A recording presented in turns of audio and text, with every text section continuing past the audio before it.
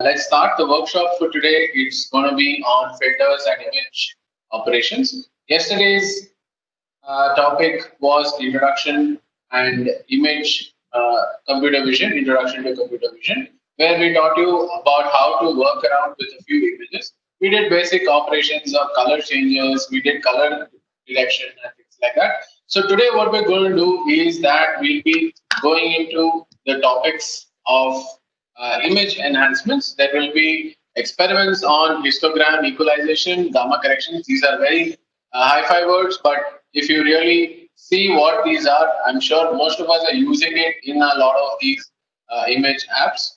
Okay. Then the next one will be called the region of interest, ROI extraction. There will be a manual selection of ROI extraction. We'll also show you what happens when you zoom and shrink a certain image. Also, there will be an automatic region of interest extraction using pixel detection. So these are very important and basic techniques of image enhancements, and also it's widely used for image processing. If you want to take any machine learning algorithm further, right, you would need to process your data in a way that is understood by the computer. Hence, these image processing techniques are specifically used. I think IIITMK, everyone is, Sahan and the team is there. Shweta and Som, do you have a computer? Can you do the assignments? Please reply on the group so that we know how we can move forward with the experiments. What we're going to do today is image enhancements. Like I told you that these are the contents for today. Okay, so let's start with the slides of image enhancement. So, as the word suggests, enhancement essentially means improving the quality and the aspect of the image by changing or manipulating some parts of the image. Essentially, we saw yesterday that if we change an RGB image into a binary image, it would be easier to detect the edges, right? So over here, we'll be doing a few more enhancement techniques, which will essentially give you a better quality of the picture. Quality, I mean, in terms of the computer. For understandability of the computer, we do these enhancements so that any algorithm that we choose to perform or any image processing that we want to do, we can do it in a pretty simple and a less resourceful way.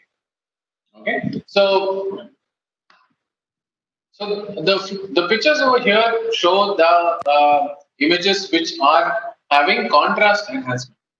Contrast enhancement is a process that makes the image stand out more clearly and use it to show displays on the output. So, for example, if you have an image which is there in very bright light, right? So, if you change the contrast and make it a little more dark, the features or the people in the image or the objects in the image will be a little more clear. So, essentially, enhancement doesn't always mean increasing something.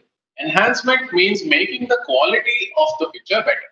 Okay, so you can actually decrease the brightness or increase the brightness to make the quality of the picture better. So this is image enhancements. So if you see the pictures over here, there is a second picture over here where essentially there is a picture of a tree, and next to that also is the same picture. So here we're showing that the contrast is being changed. So the first picture is a little dark picture.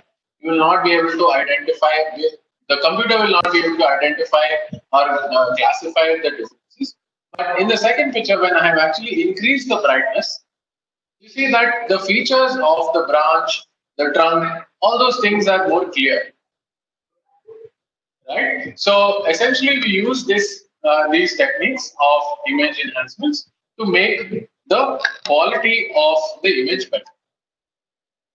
So today was intended to be more hands-on. So I will be doing the experiments from here. Maybe you could note it down so that it will be easy for you when you get your computers or you're trying to do any operations from now. Okay. So the first exercise or the first topic that we are going to do is called histogram equalization. Right. So You see the picture on the right, there are two mushrooms. In the first picture, this is the original picture. And the second picture is called the histogram equalization. So what happens over here, let me just show it to you. If you see over here, these are the pixels, okay? The pixels versus the intensity. Okay, so the intensity is on the y-axis and the number of pixels 0 to 255 are essentially on the x-axis. So what happens is that all the pixels in between this range have a very high intensity. Okay, so that means that in a certain range of the pixels in the image, what happens is that the pixel has a lot of higher density in that particular region. Okay, but what happens when you have it in that particular region? It says that it is not equally spaced, hence you get something like a blurred image, which is over here. Okay, so this looks like a very blurred image because all the pixels which are there are constrained to one location or is constrained to one space, so that it creates some kind of a blurring. What this histogram equalization does is that it takes this value which is over here and spreads it out. Say, for example, you take this whole space and you pull it across the x-axis. What happens if you want to keep the same kind of volume, if I would say, inside this graph? If you actually spread it out in both these directions, where you make the number of the pixels spread across all the various pixel numbers, all the intensities. So if you actually increase this, the intensity reduces, but the pixels are spread out across all the full range of the pixels. Right? So you say that all the pixels essentially are covered, but now the intensity has reduced. But what happens if you see is that in this image, if you do this process, it actually clears out the image and gives you a very good understanding of the features inside this image. So histogram equalization is a very good technique which helps you stretch the pixels across the full range of the pixel range and reduces the intensity to give a more clear image. Okay? So this is the essential process. If you have any image which looks like this, you could try it out. Or I'll be showing you the experiment where you can understand what exactly happens over here. So I'll be sharing you the link where you can go and download the codes and make these codes essentially happen in your computer. Okay. So here is the link for today's content. All of you all can open up the content so that you'll be able to see what is the content. In this page, you need to go to, this is the page which opens up. If you click on this page, there is filters and image operations, which is the WebEx for today. So if you click on filters and image operations, this page will essentially open. Okay. So we've done a basic introduction. We just spoke about what is enhancement. Enhancement is nothing but improving the quality of the image. Okay. So if you take an image and improve its quality by changing its contrast, its brightness, its HSV or anything like that, that is essentially called image enhancement. We saw a few parts of image enhancement yesterday, but today we'll be going deeper into the experiments. So here is an example of contrast enhancement. So if you see the picture over here, I had spoken to the people who were there online before. So you see over here that the first image has an image of some trees with some branches, but it's not very clear, right? So now what I've done is to make the features more clear, I have increased the brightness of the image, which essentially reduces the number of dark spots, making the features of the image very clear in this image.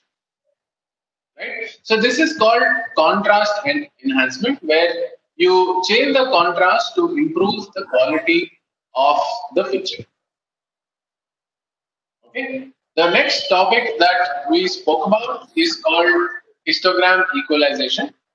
Histogram equalization is a technique. It's a very good technique where you actually improve the quality of the picture in this way. So you see that there is a picture which is the first picture over here. This picture can be mapped in this way. So picture number one is this picture. If you see over here, x-axis is your number of pixels and y-axis is your intensity. So what happens is that, so if you take the first picture over here, and this is how we map the picture, the x-axis is the number of pixels and the y-axis is your intensity. So if you see over here, all the pixels are of high intensity, but only in a certain range of the full image. So if you consider from here to here to be your full image, okay, so all your pixels are only located in this particular range. What happens if you do that is that the image becomes a little more dull. It looks a little faded. So what we do is that there is a technique called histogram equalization, where we pull this pixels onto the full range of the total number of pixels. When we do that, the intensity actually reduces. So you see over here, there is a full range of pixels, but your intensity has reduced. What happens when the intensity reduces, but all the pixels are covered, is that you get a more clearer image. So if you see that in your filters, you're actually making the image clear. You are maybe using histogram equalization. There are other techniques, but this is the easiest and the best, the most efficient technique that we have. Okay. So this is histogram equalization.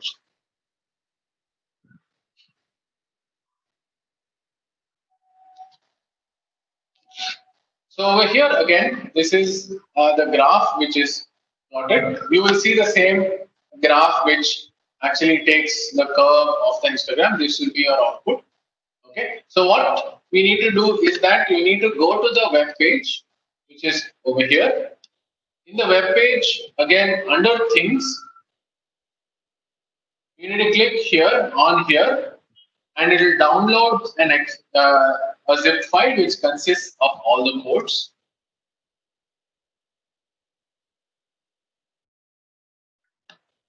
Okay, so now I extract the code called module 2.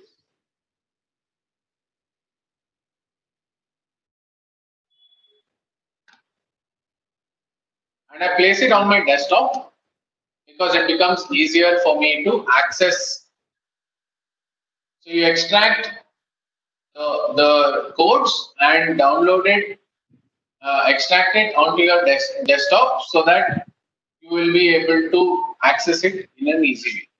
So over here, I have actually downloaded this module 2.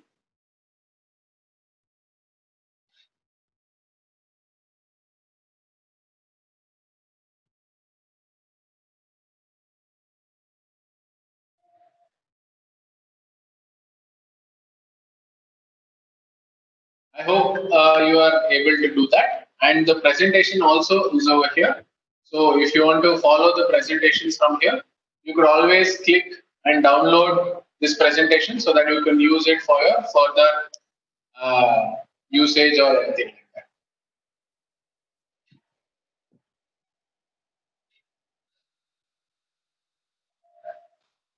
So let's see how do we do histogram equalization. Okay, so you need to download these libraries, and if you import, if you download OpenCV, which we did yesterday, it should be good enough. You need to also have NumPy, which comes as a standard package, also Matplotlib, which creates these kinds of graphs. Okay, so you need to first call the image. You need to read the image cv2.imread, and you give the path, and you will get the image into the variable called imj. Then you do a histogram equalization where you directly take a histogram, say I am flattened, and the whole thing will be made into a histogram. Now you equalize the histogram in this line.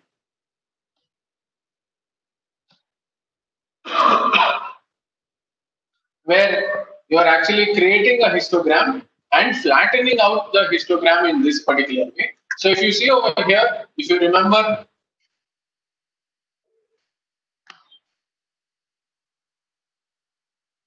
let me just open up one so that it does not get confusing. So if you see over here, what I specifically mentioned was that the pixels are only in a certain range across the full length of the pixels, 0 to 255.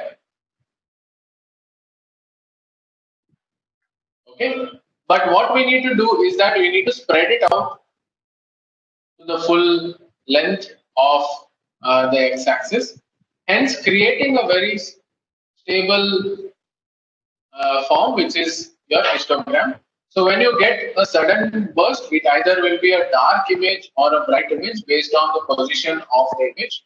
Now when you do the histogram equalization, it equalizes all the pixels, it normalizes the pixels. If you see over here, it's actually normalizing the pixels and creating a graph out of it, and you will get a better quality of the image. So let's see how it works. Let me open Anaconda.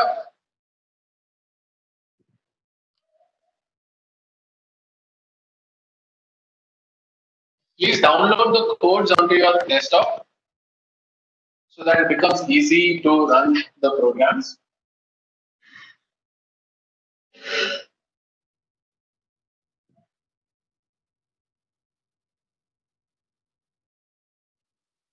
So Shweta, there is a link. I will be sharing the link again with you.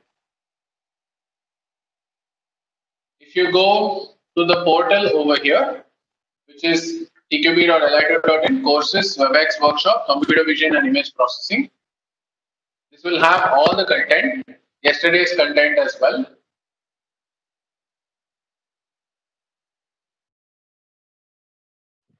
If you go into that part, let me just share it with you. It will open up this page. You need to click on filters and image operations.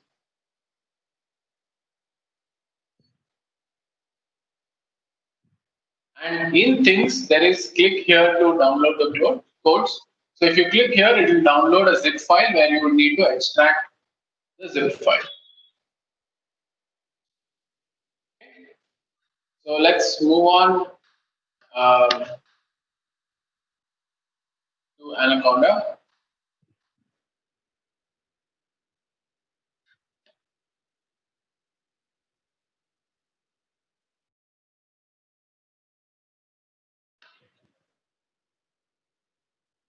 This is my Anaconda Navigator. Like you remember, yesterday we opened or launched this tool called Spider, which is a scientific Python development environment. Okay, so if you click on launch, it will open up the tool where you need to program.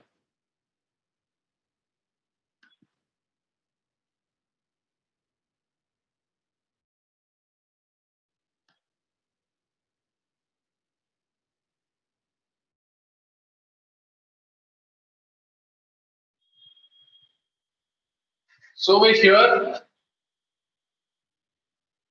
I have codes from yesterday. So let me open up the codes for today.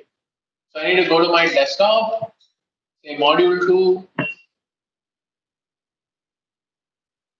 and go to the first exercise, exercise 1, histogram equalization. Okay. Let's go to histogram equalization. So over here, I told you that we are actually stretching the image across the whole spectrum of the pixels so that you will be able to get a more clear and more enhanced image as what we would see.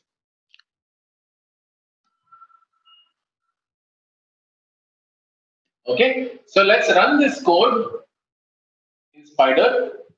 I will put this code up on the chat as well. So for people who didn't get this part, you can use the chat, the code on the chat, and copy and paste it. Make sure that you have the picture one in the same location. So in the folder, if you actually open up the folder, the desktop folder, and go to module 2, which is today's workshop, there is a picture1.png. Okay, so make sure that there is picture1.png so that you don't need to give a path for this particular part of the image. Okay, so let's run the file over here.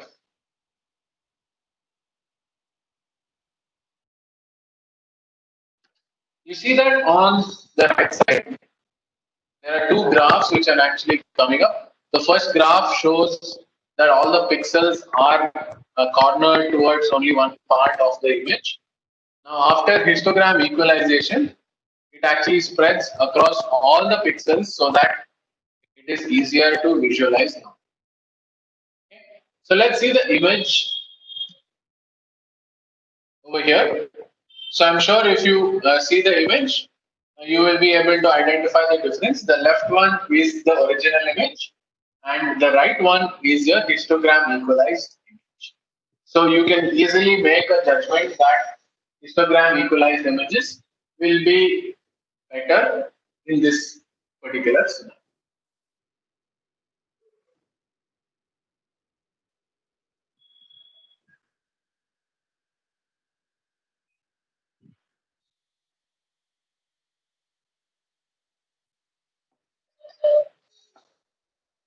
So I hope you are able to get the same outputs.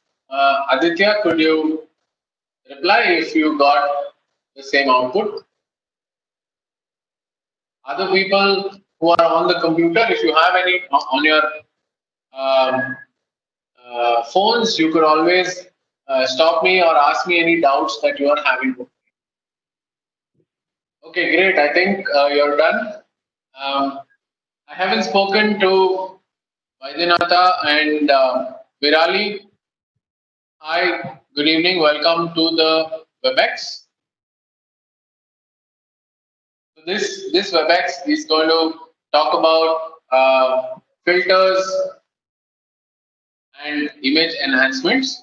So over here, from the starting of what we did today, if I have to just take you through what we did today. So we started with the introduction to image enhancements. We told image enhancement is that we are improving the quality of the image by changing certain parameters so that we get a better quality of the image. Okay, so there are a few pictures in the bottom, which is essentially contrast enhancement, which says that if you change the contrast of the image, you can make sense of some image. So you see over here, there is a dark image, which is the image of a few trees. And now, when I change the contrast, I make it a little more bright. You can see that all the features, which is the branches, which is the trunk of the tree, all of them are a little more visible. Okay, so we did one exercise on histogram equalization. Histogram equalization is nothing but a stretching of the image where you have pixels on the x-axis, okay, and intensity on the y-axis.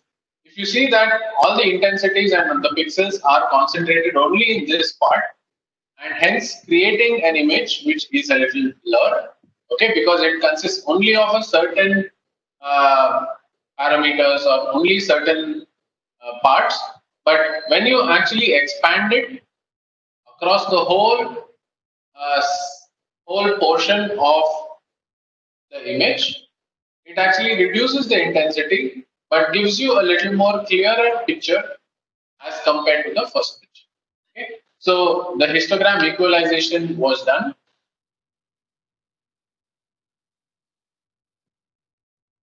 Let me just share the link for the content for today's workshop.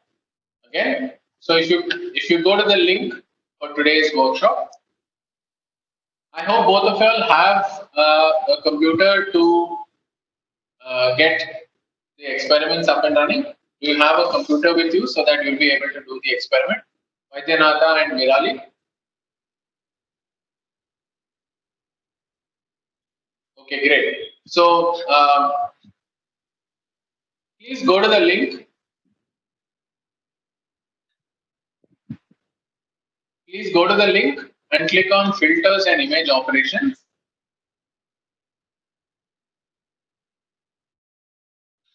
You will get this page. Please go to filters and image operations.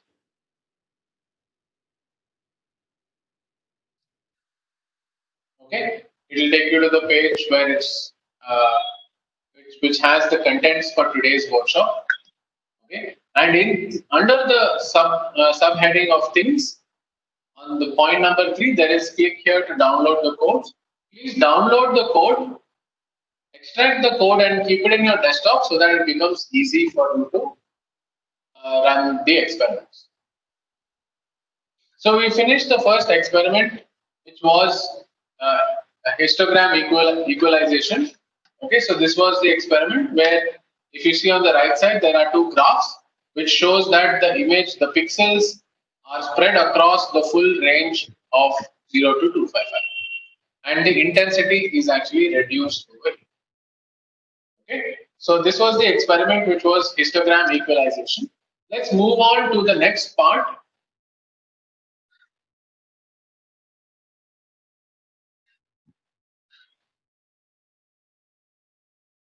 Which is called gamma correction.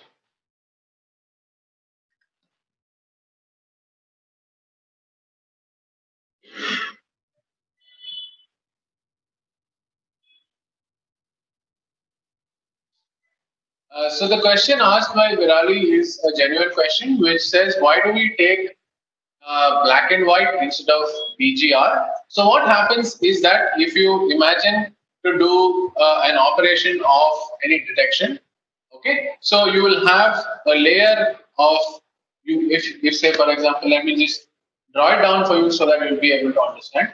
Let me take the colors itself. Now I have a layer of red. This is the red filter. Next, I have a green filter. Okay, and next I have the blue filter, RGB. Okay, so now if I have to take an image of all the three together, so all of them need to be combined. So what we do is that you will get a matrix which is 3 times the matrix. So say for example, you have over here, if you consider only one frame, you get a 3 cross 3 matrix, which is a 2D matrix. Okay, but if you take all these 3 together, you get a 3 cross 3 cross 3, which is a 3D matrix. So the operations on a 3D matrix are a little more complex. Hence, we convert it into a 2D frame, which makes it easy for any operation, where you have only a 3 cross 3, and you can do all your operations on the complete image rather than each individual part. So that was the answer to your question on why we use BGR, why we use black and white or binary image instead of a BGR image to do the operations. Most of the operations can be done with binary, but there are some which you can't do with the binary.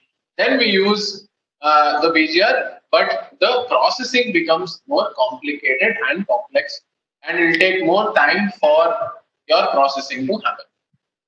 Okay, so that is the reason we use a binary image or a grayscale image. So let's move on to gamma correction. Gamma correction is a non-linear operation where you are actually correcting the intensities of the pixels. This is the equation for gamma correction. Once you see the outputs of the gamma correction, you will be able to understand what gamma correction means in a physical significance. So gamma correction, the equation for gamma correction is g of x is equal to c, which is a constant, which is generally equal to 1. And this value of gamma is tending from 0 to 1. So it can be a value in between 0 and 1. So you see over here, the equation is g of x is equal to c into I of x to the power of gamma. So when we do this, the pixels actually are formed in such a way so that it corrects the image and spreads out the image in such a way that the whole output intensity and the input values are mapped in this way, which gives you a clearer image. So let me show you an example of what happens in gamma correction. You see over here the image, which is image number 1. This is image number 2.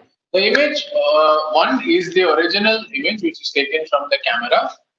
But you see that a few parts are darkened and it's not equally spread out across the whole part. Some of the part which is over here is very bright. This part is very dark.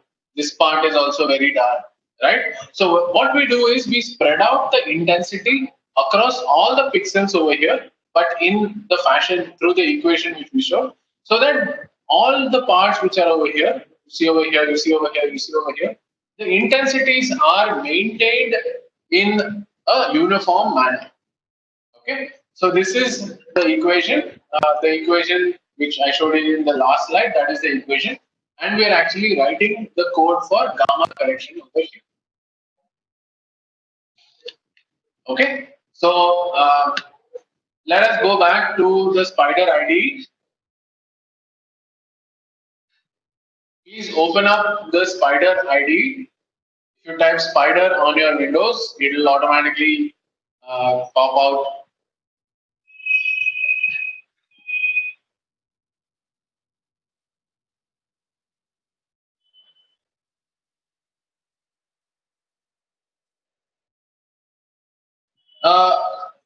I wouldn't say normalizing, but essentially you are giving the intensities almost an equal figure. In some sense, it is normalizing, but in the technical sense, it means that the intensities are spread across the full spectrum of the image. Right? The full image, there are some parts which are bright, some parts which are dark. Now we are managing it in such a way that all the parts of the image have almost the same kind of intensity. Okay. Yeah. So please open up Spider. Over here, you need to open the code. Let's open the file. Once you open the file, please go to the desktop and module 2. That's where I have saved the code. If you have saved it in any other location, you would need that location as well. Okay. Over here, let's go to exercise number 2, which is gamma.py. Gamma.py.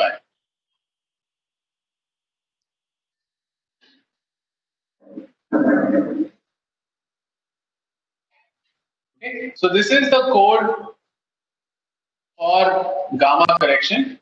Here is the value of gamma, which was there in the previous equation. So you could clear out with the equation with the variable which is over here, which is gamma,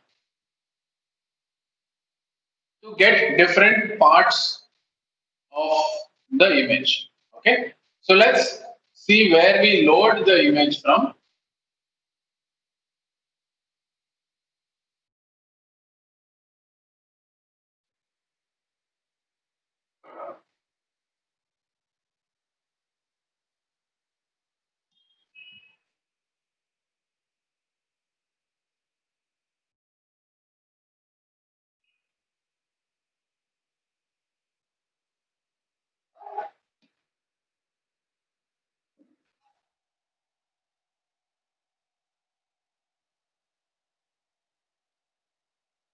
There is an image called gamma.jpg, which is there in the location of your folder. Okay, it's called gamma.jpg. So let's run this code and see what is the output that we are getting.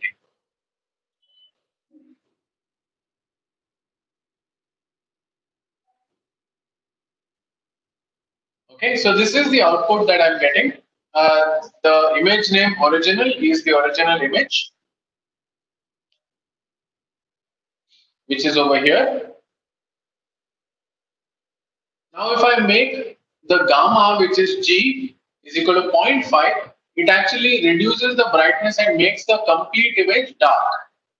Right? So this might not be a good value for this particular image. So if you had a very bright image, if you change the gamma value in this way, you might get an enhanced image. But for this technique, gamma value of 0.5 is not good. So let's see how we can change the value of 0.5 over here.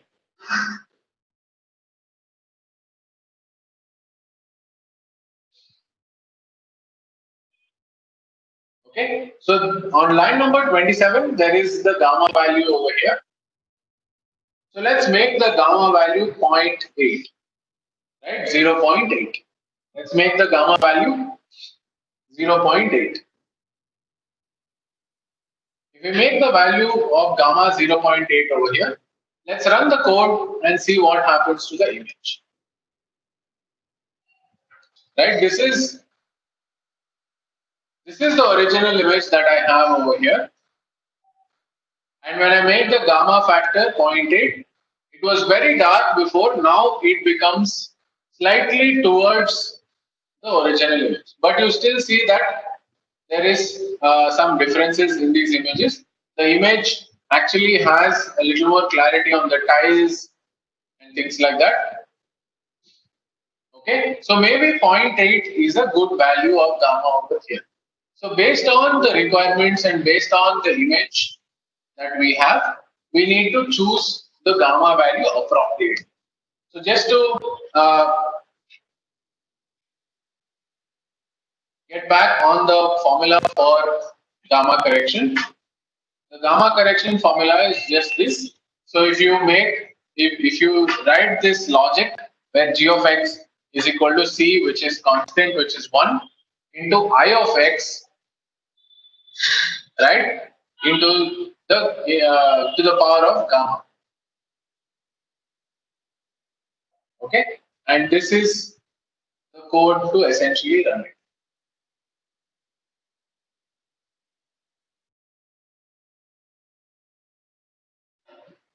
So over here, if you see that there is a function which is adjust underscore gamma, this adjust underscore gamma will automatically do the complete operation for you. You wouldn't need to write the code. Though if you want to write the code and optimize it, you can optimize it yourself.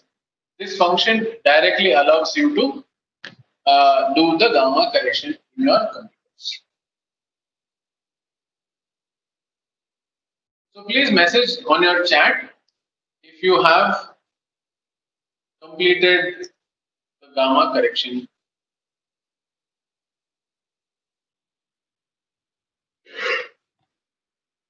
Please message on the chat if you have completed the gamma correction experiment.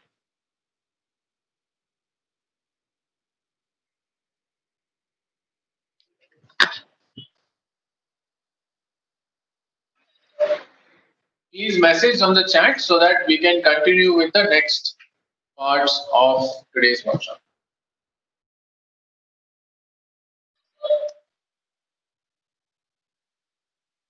I think Virali has asked a question of why we have multiplied the width. We are actually increasing the size, the image decreasing the size, because the image was a very big image and it would fit the full size of the screen. We have just reduced the size of the image. Nothing else apart from that.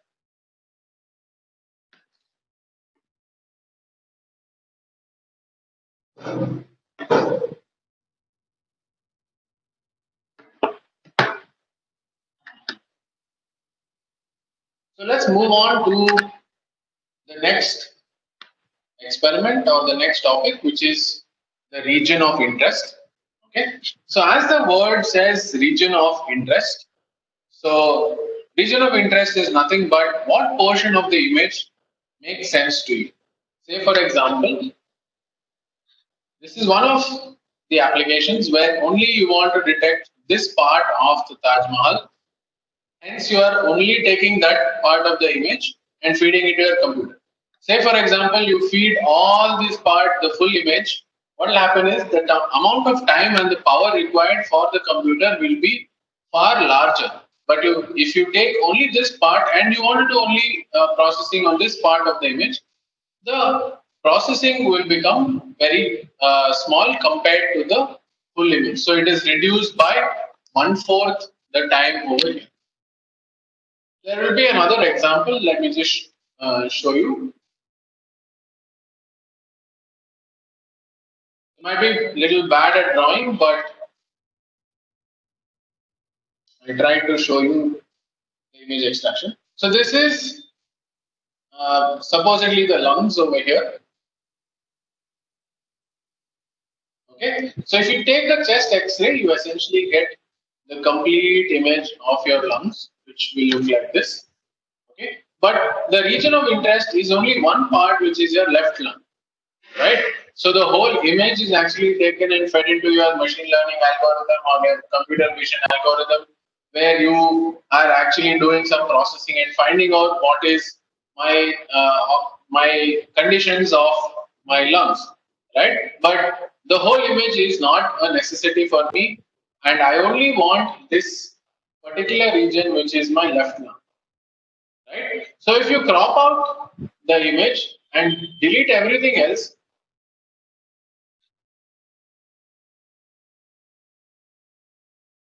right? So if you delete everything else and you get only an image which is over here, which is one of the lungs, which is the left lung over here, right? The processing becomes a little more efficient, and you get only intended results as you expect. Okay, so this is the whole application of region of interest extraction. So let's do an experiment of region of interest, which is my ROI. Now you see over here, there is an image on the right side. There is an image which is Cisco. This is the complete image. But I am interested only in the individual alphabets, right? I want to do an alphabet detection. So I want to take out only the individual alphabets. So how do we do it? Excuse me. Initially, we load the current image that we have on hand, which is the text image, an image which consists of the text. Now you convert BGR to grayscale, and you convert the grayscale into a binary. These are the three things that we did yesterday. So once we convert it into a binary, it becomes either white or black. So it's either white or black. So it becomes very easy to identify the outline of the image. Okay. So then you do something called a image dilation. What this image dilation does is that some of these edges will be very sharp and it won't be able to detect, so it will create some kinds of an error. Dilation is nothing but smudging of the image a little. Maybe in the experiment what we're doing, you'll be able to understand. Then what it does is that after dilating the image, it finds the contours. So it finds that this is the contour of the image,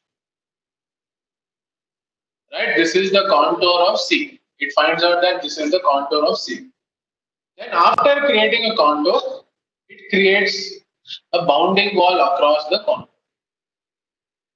Hence, we see that in green there is a bounding box around the alphabet C. And you're actually creating a rectangular boundary box. So this is how you show. Let's go to the experiment now.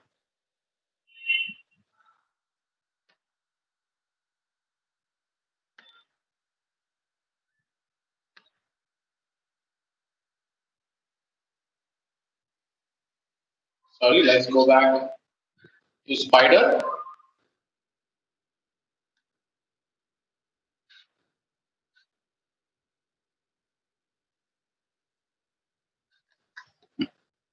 Okay, here we open up the experiment number 3, which is ROI, which is region of interest.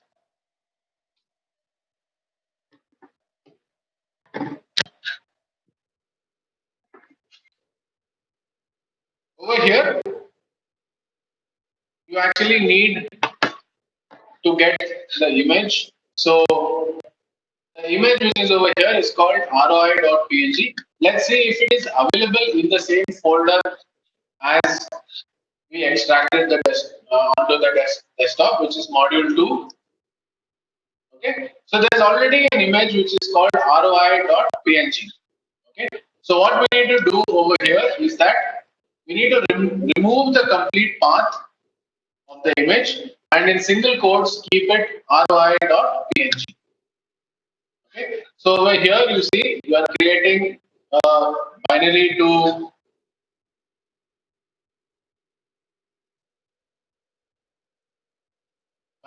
gray, then you're doing color to binary, color to grayscale, then we're converting the grayscale into a binary image, and then we are doing something called a dilation, which is over here.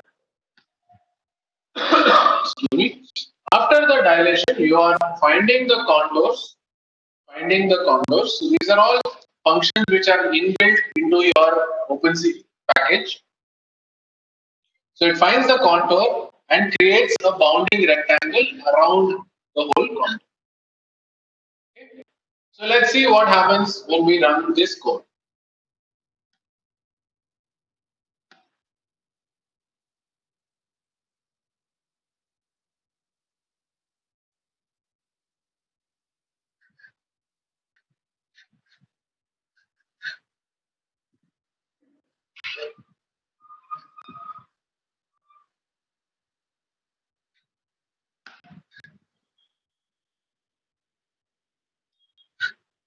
So if you see over here, there are 4 windows which pop up, which is, let's go to the first window, which is your grayscale, right? Your grayscale essentially converts your image into grayscale. So if you remember, you are calculating R plus G plus B divided by 3, it converts it into gray, which is over here. After you convert to grayscale, if you remember, you are converting grayscale to a binary image. So let me show you what is the binary image which is over here. This image is called threshold. Threshold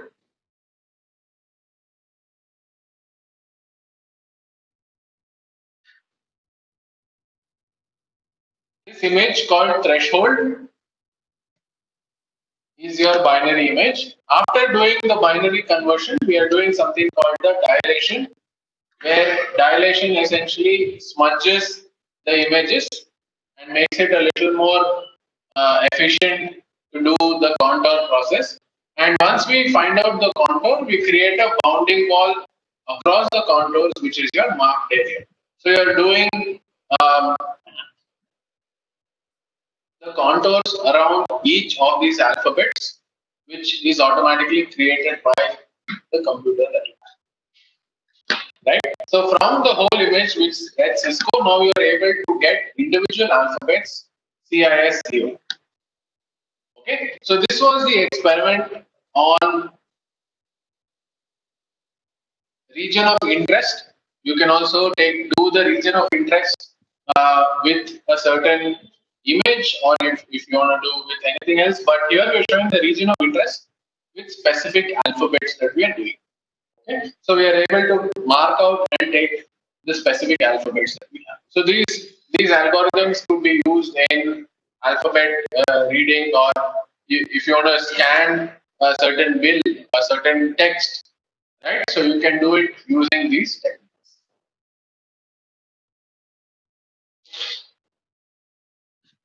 Okay, so that was the experiment on region of interest extraction. Please let me know if you have completed.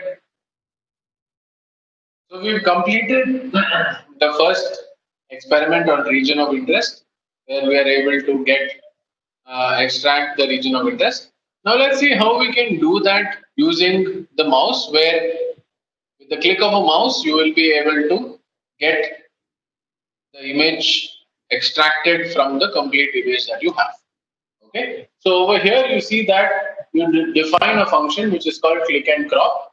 In that you do that Left button means that you're doing a crop function and you are creating a rectangle from that image. Okay. Here you need to load the image. We clone the image so that we don't damage the initial image. Okay. And then if we select, you do a mouse call back and say click and crop. Okay. So this is the function which is your click and crop function, which is over here.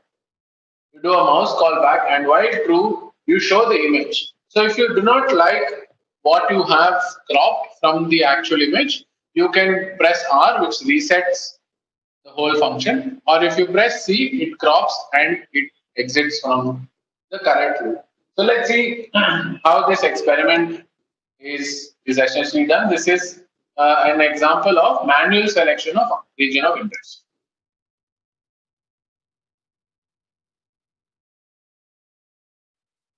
So let's go back to the experiment. Let's open up the code, which is manual selection of ROI, which is exercise number 4. Over here, again, the same thing. We are having a function which is called click and crop.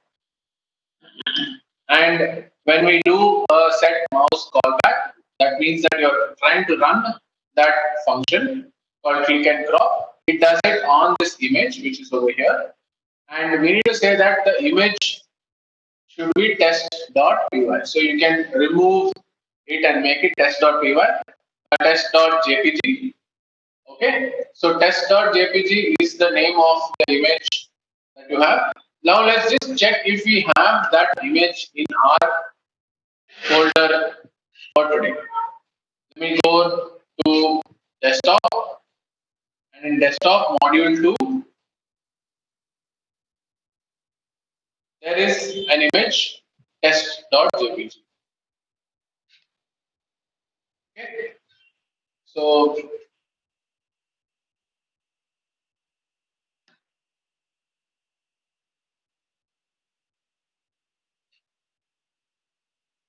is anyone else able to hear me? Yeah, I think IIITMK is able to hear. So Virali, please check your connection on the speaker. So I think you are getting this error is because the image over here in line number 20, you wouldn't have that image. Have you given the path correctly over here? This is Python 3.7. What we have installed is Python 3.7.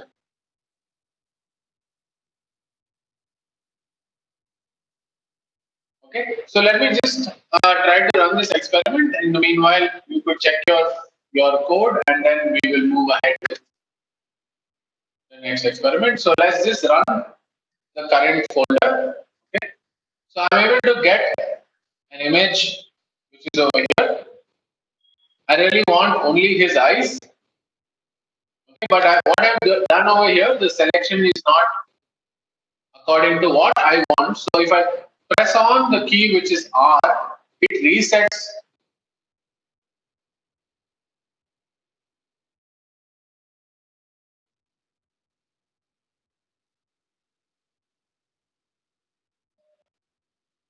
the whole part. Okay, so now let's see if I can choose his eyes correctly. Okay, I have chosen this part of the image that I wish to crop, and if I press the key C, it actually crops the image and comes over here, which is my region of interest. I get the image ROI, which is the region of interest. So essentially, whatever I have chosen over here, you are able to get the same region which I have selected. Okay, so this was the experiment on region of interest. Please let me know if you are getting the experiments. I hope all of you all have got to see the functioning of this particular code. By pressing the code C, you will be able to crop By pressing the key R, you will reset the crop, and when you click on escape, it actually comes out of the loop and closes the running program.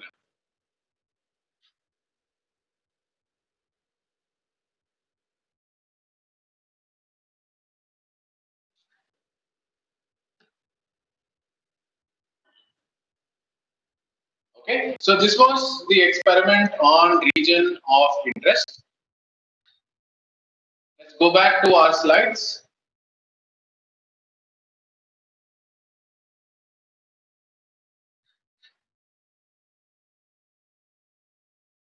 Where we've done the region of interest. The next comes the standard techniques of zooming of the image and the shrinking of an image. So you see over here, X2 can be considered as the original image. Okay, so if this is the size of the image, when you shrink the image, it becomes smaller, and when you expand the image or you zoom the image, it becomes larger. Larger and smaller are relative terms. So over here, with respect to x2, x1 is smaller, and x2 x4 with respect to s2 is larger. You see over here that in a smaller image, it is more clear. The pixels are a little more clear, and in the larger image, it becomes more blurred. Okay, so let's see why that phenomena of blurring or clearing of the image happens. Okay. So let's see the function of zooming first. What happens, or what do you mean by zooming of an image? You're magnifying the image. Okay, so there are two types of resampling which can be done. Essentially, magnification and reduction of the image. Magnification essentially increases the number of images which are there. Okay, so let's see what actually happens in the zoom. So now let's consider the image, this 2D image to be of these many pixels. Okay, the pixel number 1 has 10, 1, 2 has 20, 10, and this is the whole image that we have. So when we have to zoom into the image, each of these pixels which are taken are multiplied into 2 in both the columns and in terms of rows. So if there's a 10 over here, 10 is essentially made into, this 1 pixel is made into 4 pixels over here. Similarly, the pixel 20 over here, there are 4 pixels of 20 over here. So essentially you are multiplying it in making it 2, multiplying it by 2 and having 2 rows and 2 columns over here. Okay. You have 2 rows and 2 columns over here. So essentially 1 pixel is made into 4 pixels over here. That is why the image is actually getting blurred. So the number of pixels when you're actually zooming into the image, you can see those pixels a little more clearly, and hence it reduces the quality or of the image, which makes it into like a blur image. So let's see what happens when we actually shrink the image, right? So now when we're shrinking the image, and if you want to have the averaging, saying that you're halving the images. So now there are 4 pixels over here. Say for example, these are the 4 pixels. What you do is you add all of them and divide it by 4. Right? 30 plus 30 plus 40 plus 20 divided by 4. So that is 60, 100, 120 divided by 4, which gives you 30 over here. So now what happens that each of these pixels are compressed into such a way that the differences won't be seen very easily, hence increasing the sharpness of the image, which makes it a little more clear. So you're getting a clearer image when you shrink the image, but the size of the image is reduced drastically over here. So these functions of shrinking and zooming in can be done to make your life a little more simple. Say, for example, you want to have a particular spot that you want to identify that this is the person's helmet, right? So if you actually zoom into this particular part and do the processing, your processing might become simple. But if you want to say that you have a large data set and then you just want to find out that this is the bike part, you can actually shrink the image and make the image compressed so that your processing power of the computer is reduced. So based on your applications, you could choose whether to shrink or whether to zoom the image based on your requirements. Okay, so these are the two simple image operations which are shrinking and zooming. Let's go into the DIY playground. Over here, we saw that there was an experiment which was which was extraction of region of interest, which was manual, where you would actually select a certain part of the image, and then that would be extracted out. Now, over here, we'll see an automatic extraction of the region of interest, right? So this is a very good example where, for example, for you want to put this into a security camera and say that now there is a background. If someone moves, you will be able to identify that there is a moving object in that location. So to make that happen, we will be using this technique over here, which is given below. So you have the current frame of image over here, and you have the background model. Say, for example, this is your background model, and this is your current frame. If you subtract these two directly, you will get and do a thresholding function where you are actually creating a binary image. Okay, so you are creating a binary image, which is over here. You will be able to easily extract out the region of interest from the whole picture. Okay, so let's go to the experiment, which is over here. You do a video capture. Say, for now, we are actually turning on the webcam. You are taking the background pixels and reducing or subtracting the previous frame with the existing frame. Okay, so you're subtracting the previous frame. So you know that in the video there are multiple frames which are actually added, which forms the video. So now we are taking individual frames and subtracting the previous frame, which is over here, which is your background model, and your current frame. You're subtracting these two so that you will be getting a certain region of interest. So let's see how this experiment works over here.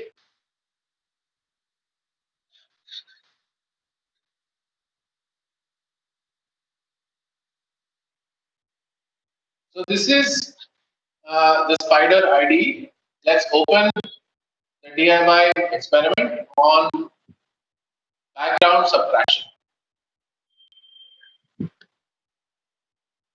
Okay, so the background subtraction essentially opens up the video camera, and you can say that the motion is detected. You can actually create a certain motion which is being created. So I will actually focus the camera over here. Let me just take out the camera. I will just take this camera and face it against the wall so that we will be able to detect whenever my hand is coming into the frame. Okay. So let's run this code for now.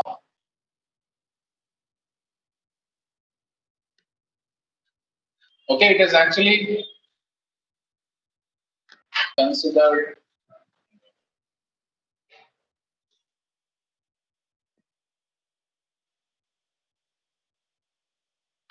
Okay, I'm not able to do with the webcam I have, but now I will show you um, with my laptop camera over here.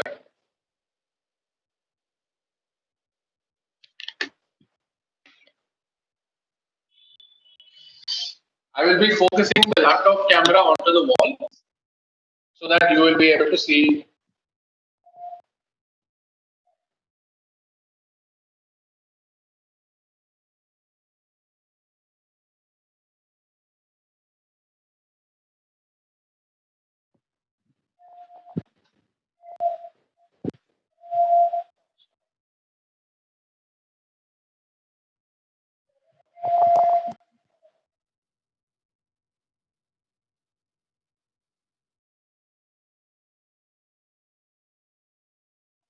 So please give me 1 minute. It is setting up the whole environment for the webcam.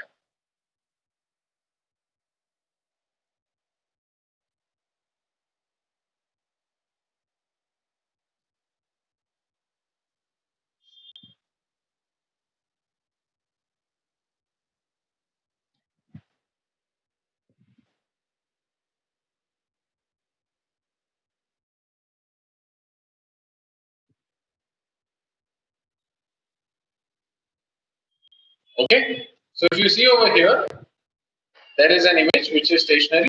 This is from my camera from my laptop. Let me just move my hand into this image. So you can consider that this is your background model. Now say for example, I move up my hand into this image. You can say that the motion is being detected.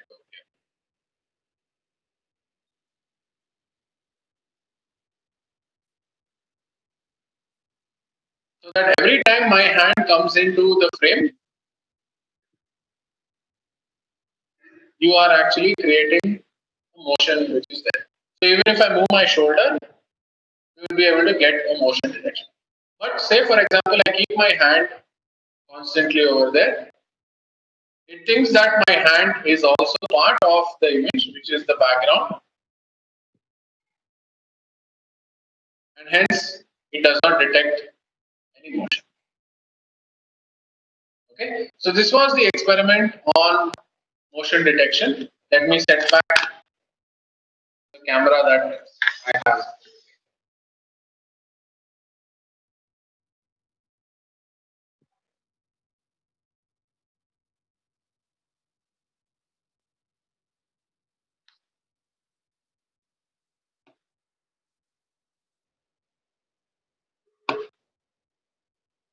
I hope it is clear to everyone on how we do the experiment of automatic region of interest extraction. So this can be used in a lot of applications where, for example, you want to put some surveillance cameras. Say, for example, someone walks in front of your house, and if this camera is essentially there, it will identify that the person, someone has walked in front of your house. Say, for example, you put this motion detector inside a bank, inside the vault of a bank, and they turn on the system. If someone walks into the vault of the bank or if there's some movement, they will be immediately getting this notification over a cloud app. Maybe this is one of the experiments that you guys also can do. And you can do a little further where you're able to identify the object and you will be able to tell that, okay, is this a person? Is this a robber? Is this an animal or anything like that? Right? So this would be an interesting experiment for people to do. So please take a look for the people who are on your mobile phones. Please do take a look at this experiment because this experiment gives you a very good baseline for making any of your projects in terms of surveillance or any other video applications.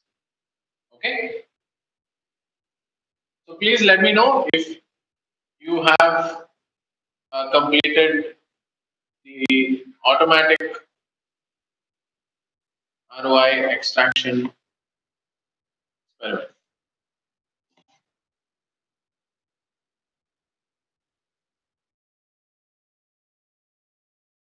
So that was the last experiment for today. Just to give you a summary of what we did, we started off with doing histogram equalization. We did gamma correction.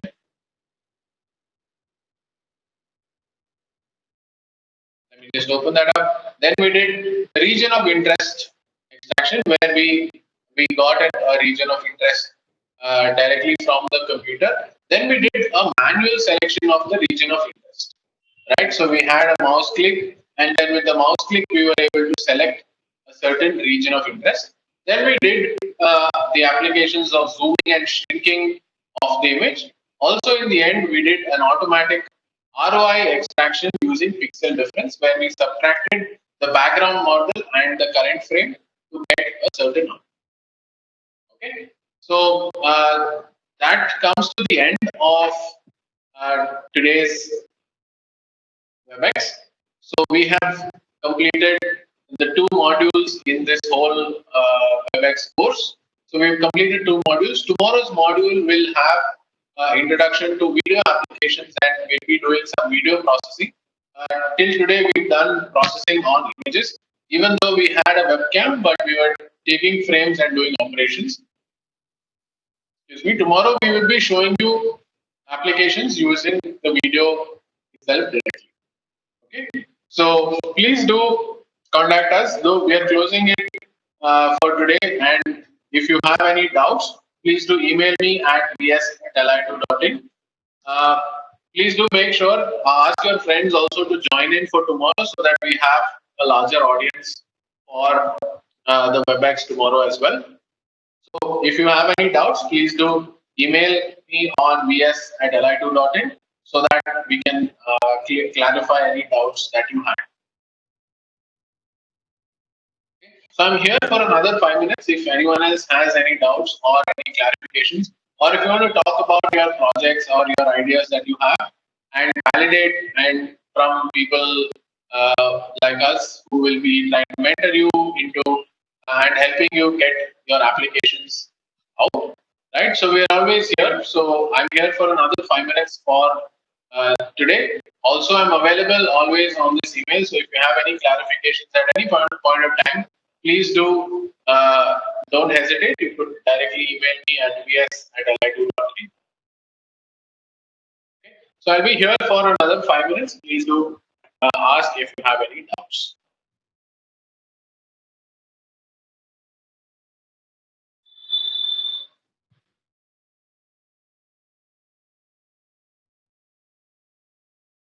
So hope you guys had a good learning session on this workshop on filters and image operations.